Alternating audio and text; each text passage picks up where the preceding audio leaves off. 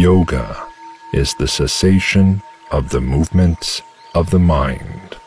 Then there is abiding in the seer's own form. If you can control the rising of the mind into ripples, you will experience yoga. It is only when the correct practice is followed for a long time, without interruptions, and with a quality of positive attitude and eagerness, that it can succeed. Distractions arise from habitual thought patterns when practice is intermittent. The longest journey begins with a single step.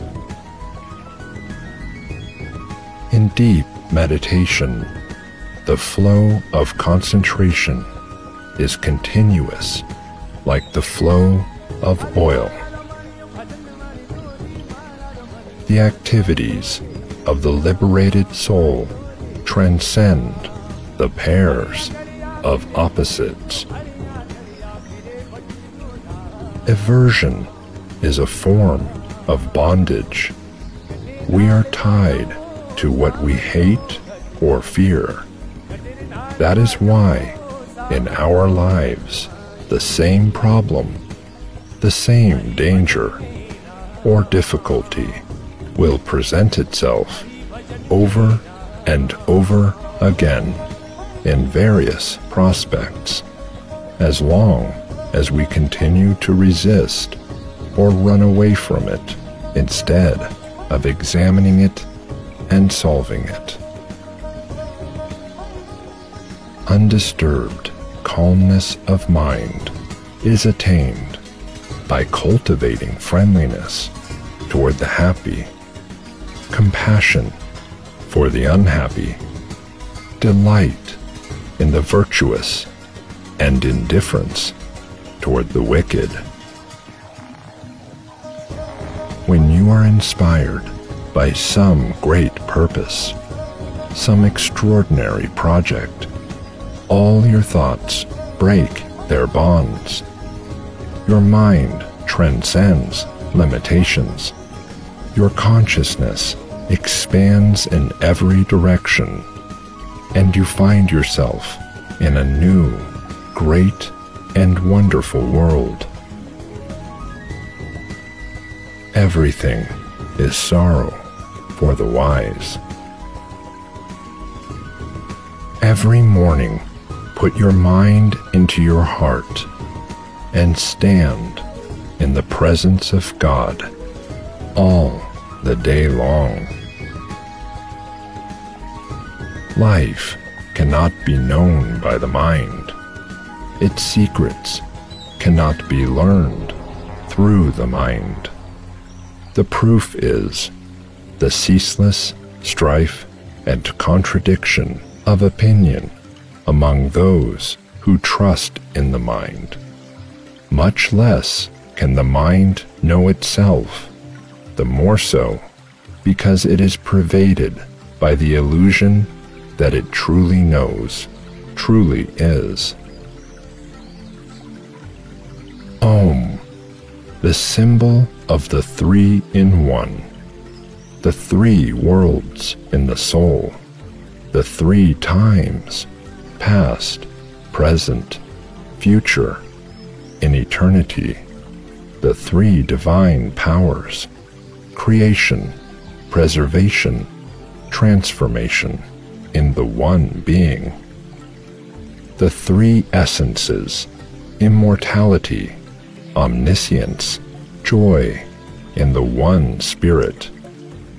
This is the Word, the symbol of the Master and Lord, the perfected spiritual man. Be happy for those who are happy. Be compassionate toward those who are unhappy.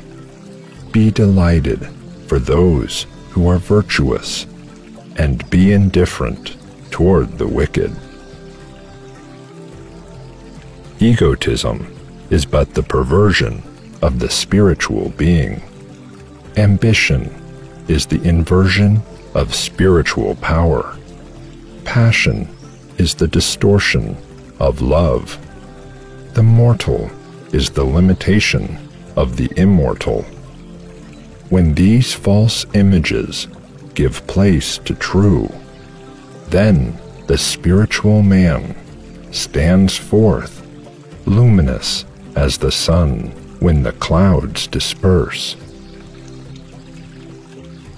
Just as the pure crystal takes color from the object which is nearest to it, so the mind, when it's cleared of thought waves, achieves sameness or identity with the object of its concentration. The great secret is this: it is not enough to have intuitions. We must act on them. We must live them.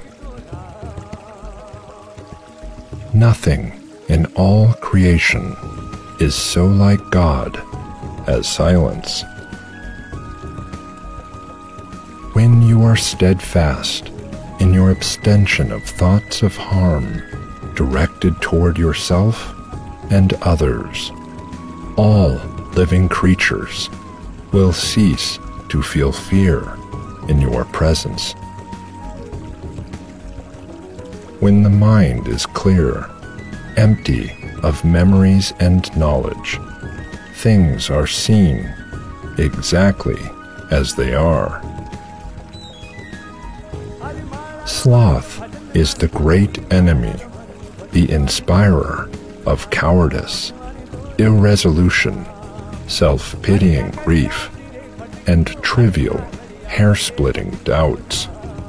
Sloth may also be a psychological cause of sickness. It is tempting to relax from our duties, take refuge in ill health, and hide under a nice, warm blanket.